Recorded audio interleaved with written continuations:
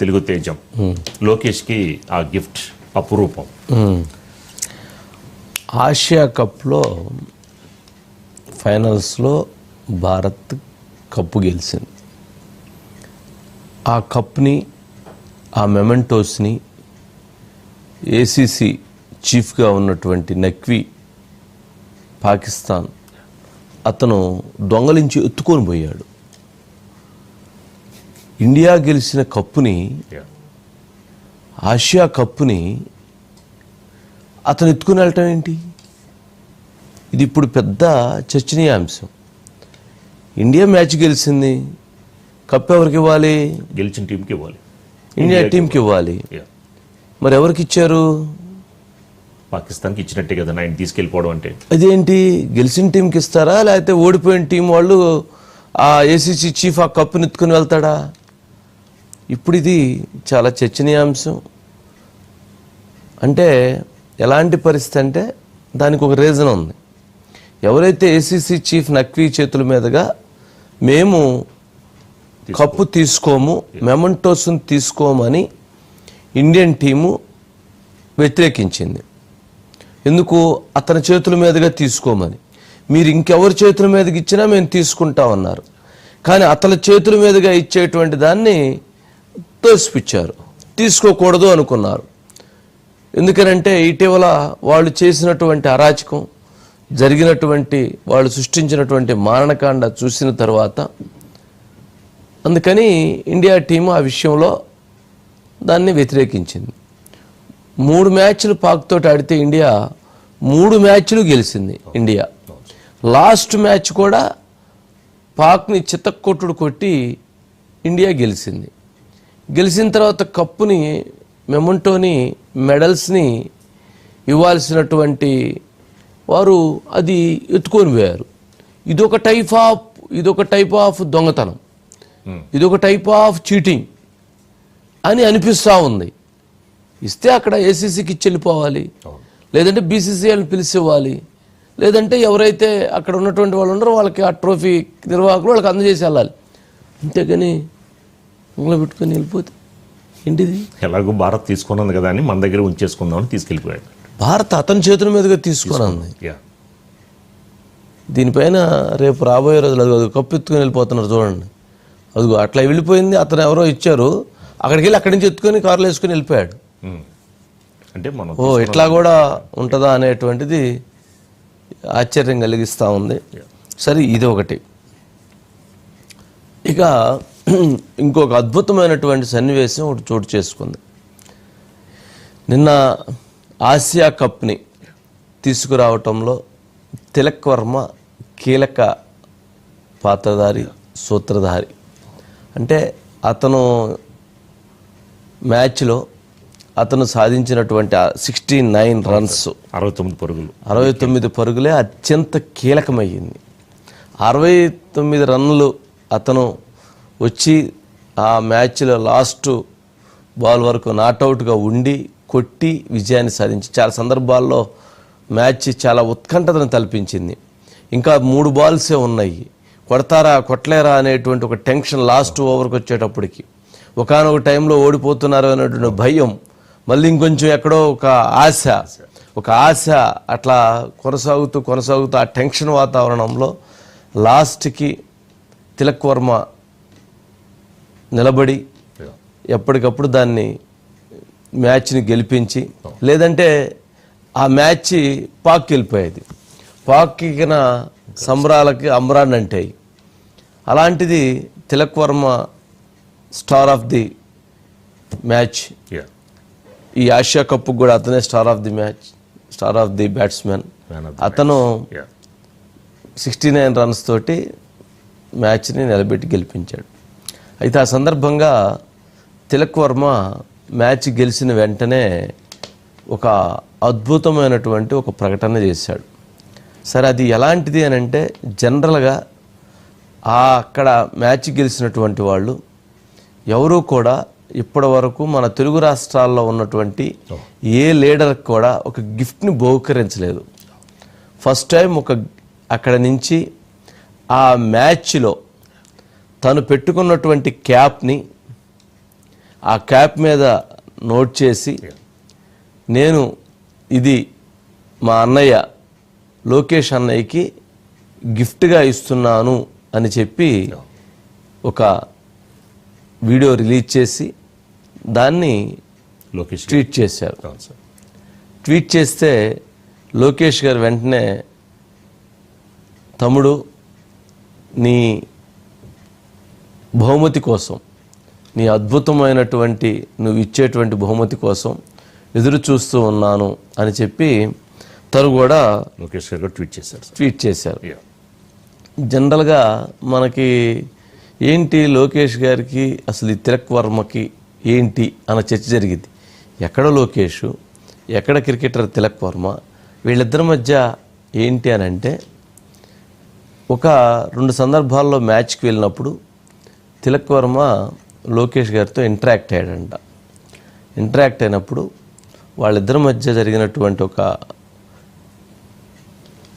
సంభాషణ, ఆ అంశాలతో వాళ్ళిద్దరూ సింక్రనైజ్ అయ్యారు. అంటే అంశాలు చర్చించుకోవటం, ఒకరికొకరు కమ్యూనికేషన్ని ఇది చేసుకోవటం. ఈ సందర్భంగా 2-3 తను ఎట్లా పాలిటిక్స్లో ఎలాంటి క్రైసిస్ని ఎదుర్కొంటూ తను ముందుకు వెళ్ళాను అనేటువంటి తిలక్ వర్మకు చెప్పటం, తిలక్ వర్మ కూడా కొన్ని గైడెన్స్ని, కొన్ని సూచనల్ని ఇట్లాంటి సందర్భంలో ఎలా ఉండాలి అనేది అని లోకేష్ గారిని అడగటం. సరే వాళ్ళిద్దరి మధ్య ఒకటిదే, ఖచ్చితంగా నువ్వు ది బెస్ట్ బ్యాట్స్మెన్గా నువ్వు రాణిస్తావు అని చెప్పని తను ఇచ్చినటువంటి ఒక ప్రోత్సాహంతో ఈ మ్యాచ్ని ఈ విధంగా సాధించగలిగాను అని చెప్పి తాను భావించి ఆ క్యాప్ని బహుకరిస్తూ వీడియో రిలీజ్ చేశారు. ఒకసారి స్పాట్ ఉంది సార్, ఆ వీడియోని ప్లే చేయండి. ये फीलिंग बैक है Dear location, lots of love. This for you. नहीं ये फीलिंग बैक है Dear location, lots of love. This for you. नहीं with lots of love Lokesh అన్న. చూడండి, జనరల్గా మనం ఇది అసలు అంత ప్రెజర్లో కూడా గుర్తుంచుకొని గెలిచిన తర్వాత రాసి జనరల్గా ఏదన్నా పొలిటికల్ లీడర్స్ అప్రిషియేట్ చేయటం, లేదా పొలిటికల్ లీడర్స్ తనతో ఇదవటం, లేదా ఒక ఇండస్ట్రియలిస్ట్లో ఇట్లా వాళ్ళ అవసరాల కోసం ఉండేటువంటి ఇది ఉంటుంది. కానీ ఒక ఆసియా కప్ క్రికెట్లో విజయాన్ని సాధించినటువంటి వీరుడు మనోడు అలా ఇవ్వటం అనేది కొంచెం కాదు, బాగా ప్రైడ్గా ఫీల్ అవ్వాల్సినటువంటి అంశమే. శిరీష్ ఉన్నట్టున్నాడు. Sir. Shirish good evening sir. Good evening. ఏంటి మొత్తానికి ఏసీసీ చీఫ్ మౌసిన్ నఖ్వీ ఏంటి ఇప్పుడు ఆ కప్పు ఎక్కడుంది, ఆ ట్రోఫీ, ఆ మెడల్స్ ఎత్తుకొని వెళ్ళిపోయాడా, లేకపోతే ఏంటి, దాని మీద ఏమైనా కంప్లైంట్ ఇచ్చారా, పోలీసులు ఏమైనా వెతుకుతున్నారా? ఇప్పుడు మన కప్పు, గెలిచిన కప్పు మనకి ఇవ్వాలి కదా, అది ఏంటి ఇప్పుడు, అది ఎక్కడుంది ఆ కప్పు విషయం ఏంటి ముందు? ఇప్పుడే నేను మన గ్రూప్లో ఒకటి పోస్ట్ చేశాను, వాంటెడ్ మౌసిన్ నఖ్వీ అని చెప్పేసి ఇండియన్ అభిమానులు కూడా సోషల్ మీడియాలో విపరీతంగా ట్రోల్ చేస్తున్నారు. ఆయనపై ఉన్న అభియోగం ఏంటంటే ఆసియా కప్ ఫైనల్ దగ్గర నుంచి ట్రోఫీ, మెడల్స్ అనేటివి ఎత్తుకొని పోయాడు. చివరిసారిగా ఆయనను చూసింది నిన్న అర్ధరాత్రి దుబాయ్ ఇంటర్నేషనల్ స్టేడియంలో చూసాం. ఆ తర్వాత కనపడడం లేదు అని చెప్పేసి ఒక పోస్టర్ రిలీజ్ చేసి వాంటెడ్ అని చెప్పేసి ఇచ్చి సోషల్ మీడియాలో సర్క్యులేట్ చేస్తున్నారు. ముఖ్యంగా Pakistan cricket board chief, Asian cricket కౌన్సిల్కి సంబంధించిన చైర్మన్ అయిన మౌసిన్ నఖ్వీకి ఇంతకంటే దారుణమైన అవమానం అనేది ఇంకోటి ఉండదు. ఆయన గౌరవప్రదంగా ట్రోఫీ అనేది కూడా ఆయన మీ చేతుల మీదుగా వద్దు అని అన్నారు. అంటే ఆ వద్దు అన్న విషయం కూడా మ్యాచ్ కంటే ముందే చెప్పారు, ఆ తర్వాత చెప్పలేదు. మ్యాచ్ ప్రారంభం కావడానికంటే ముందే ఒకవేళ మేము ఫైనల్లో విజయం సాధిస్తే మాత్రం ఎట్టి పరిస్థితుల్లోనూ ఈ మౌసిన్ నఖ్వీ చేతుల మీదుగా మేము కప్పు తీసుకోము, మేము అది ముందు చెప్తున్నామని అఫీషియల్గా బీసీసీఐ నుంచి కూడా వాళ్ళకు సమాచారం కూడా అందింది. ఆ తర్వాత ఇండియా వాళ్ళు ఎప్పుడైతే రిజెక్ట్ చేసిన తర్వాత వైస్ చైర్మన్గా వ్యవహరిస్తున్న యూఏఈ క్రికెట్ బోర్డు చైర్మన్ కానీ, బంగ్లాదేశ్ క్రికెట్ బోర్డు చైర్మన్ కానీ పోనీ మీరు మీ చేతుల మీదుగా వద్దంటున్నారు, మేము ఇస్తాం, మీరు ఇవ్వండి అని చెప్పేసి అంటే దానికి కూడా మౌసిన్ నఖ్వీ ఒప్పుకోలేదు. అంటే చిన్నపిల్లవాడు ఇలాంటి వ్యవహార శైలిని కూడా అవలంబిస్తాడో అలాంటి వ్యవహార శైలిని అవలంబించాడు.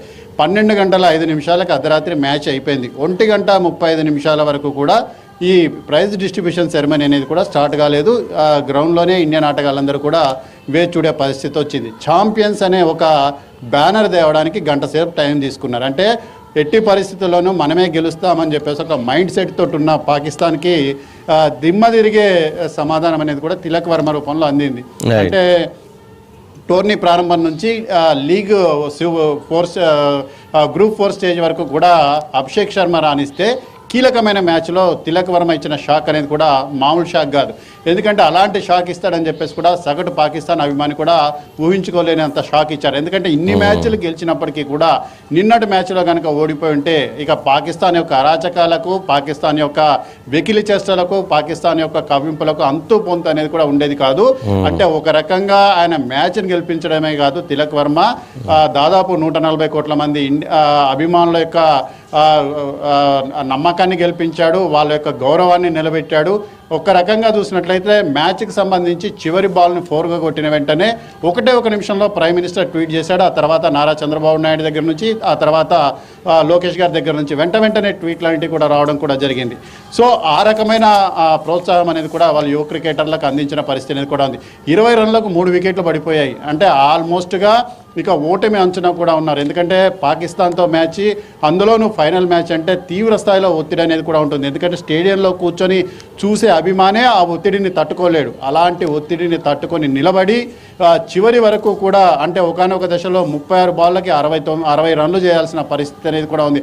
అంటే సగానికి సగం ఉంది. అలాంటి పరిస్థితుల నేపథ్యంలో ఎదురుదాడి చేశారు. ఎవరైతే భారతదేశంలో ముఖ్యంగా ఆపరేషన్ సింధూర్లో పాల్గొన్న సైనికులను, అందులో పాల్గొన్న ఫైటర్ జెట్లను వెకిలి చేష్టలతోటి హేళన చేసిన హారిస్ రావుఫ్ అనే పాకిస్తాన్కి సంబంధించిన బౌలర్ ఎవరైతే ఉన్నారో 4 ఓవర్లలో 50 రన్లు కొట్టాడంటే జీవితంలో ఒక పీడకల, అంటే నిద్రలో కూడా హారిస్ రావుఫ్కి గుర్తొచ్చేలాగా అంతటి సమాధానాన్ని, కఠినమైన సమాధానాన్ని కూడా ఇవ్వడం కూడా జరిగింది. సో ఈ నేపథ్యంలో చివరి వరకు కూడా నిలబడి సైనికుడు లాగా, అంటే ఆపరేషన్ సింధూర్లో యుద్ధరంగంలో సైనికుడు నిలబడి భారతదేశాన్ని ఏ విధంగా సగర్వంగా తలెత్తుకునేలాగా చేశారో అలా ఒక యుద్ధరంగంలో సైనికుడు లాగా నిలబడి ఇటు ఆంధ్రజాతి ప్రజలే కాకుండా దేశం మొత్తం గర్వపడేలాగా చేశారు. ఆ తర్వాత నారా లోకేష్ గారికి ప్రత్యేకంగా ఒక క్యాబ్ను బహిష్కరించడం అనేది కూడా చాలా మెమరబుల్ ఘటనగా కూడా చెప్పుకోవచ్చు. Okay, right. శిరీష్, ఏంటి ఇప్పుడు చంద్రబాబు నాయుడు గారు, లోకేష్ గారు ఇద్దరు రేపు ఢిల్లీ ప్రయాణం ఉందా? రేపు ఢిల్లీలో మీటింగ్స్ ఉన్నాయా కేంద్ర మంత్రులతో? ఏంటి మీ టూర్ ఉద్దేశం? అంటే వచ్చే నెల 14-15 తారీఖుల్లో విశాఖపట్నంలో జరిగే కాన్ఫెడరేషన్ ఆఫ్ ఇండియన్ ఇండస్ట్రీస్కి సంబంధించిన సదస్సు అనేది కూడా జరగబోతోంది. దానికి సంబంధించి రేపు కటర్నైజర్ మీటింగ్ అనేది కూడా ఉంది. ఆ మీటింగ్లో పాల్గొనడానికి వాళ్ళు ఢిల్లీకి రావడం కూడా జరుగుతుంది. సో దానిలో భాగంగానే కొంతమంది కేంద్ర మంత్రులు, అంటే వాణిజ్య శాఖ మంత్రి పీయూష్ గోయల్ కానీ, లేదా ఐటీ కమ్యూనికేషన్ల మినిస్టర్ కానీ, ఇలాంటి వాళ్ళందరినీ కూడా కలిసి ఆ సిఏ సదస్సుకు రావాల్సిందిగా కూడా వాళ్ళని ఆహ్వానిస్తారు. దాంతోపాటుగా ఎవరైతే ప్రముఖ పారిశ్రామికవేత్తలు ఎవరైతే ఉన్నారో వాళ్ళని కూడా ఆ సదస్సుకు వచ్చేలాగా, సదస్సు అనేది కూడా విజయవంతమయ్యేలాగా కూడా సహకరించమని చెప్పేసి వాళ్ళని విజ్ఞప్తి చేయనున్నట్లుగా తెలుస్తుంది. దానికోసం రేపు మధ్యాహ్నం వస్తున్నారు. ఈవినింగ్ ఒక ప్రైవేట్ హోటల్లో ఈవినింగ్ సమావేశం అనేది కూడా ఉంది. ఆ తర్వాత మీడియాతో కూడా మాట్లాడే అవకాశం కూడా ఉంది. సో ఓవరాల్గా ఆంధ్రప్రదేశ్కు పెద్ద స్థాయిలో పెట్టుబడులు, పరిశ్రమలన్నింటి కూడా తీసుకొచ్చి యువతకు ఉద్యోగ ఉపాధి అవకాశాలు కల్పించి, ఏదైతే గత ప్రభుత్వ పాలన వల్ల దెబ్బతిన్న రాష్ట్రాన్ని తిరిగి గాడిలో పెట్టే ప్రయత్నం అనేది కూడా ఇద్దరు కూడా, ఒక ఎక్స్పీరియన్స్ పర్సన్, ఒక యువనేత, ఇద్దరు కూడా చేయబోతున్నారు. Right Sirish, right. నెక్స్ట్ అండి, కరూరులో కుట్ర జరిగిందా? దళపతి తప్పుడడుగులా? ఇది నిన్న మొత్తం 41 మంది చనిపోయినట్లు తెలుస్తుంది. 41కి చేరింది అంటున్నారు మృతులు. ఇటీవల జరిగినటువంటి అతిపెద్ద సంఘటన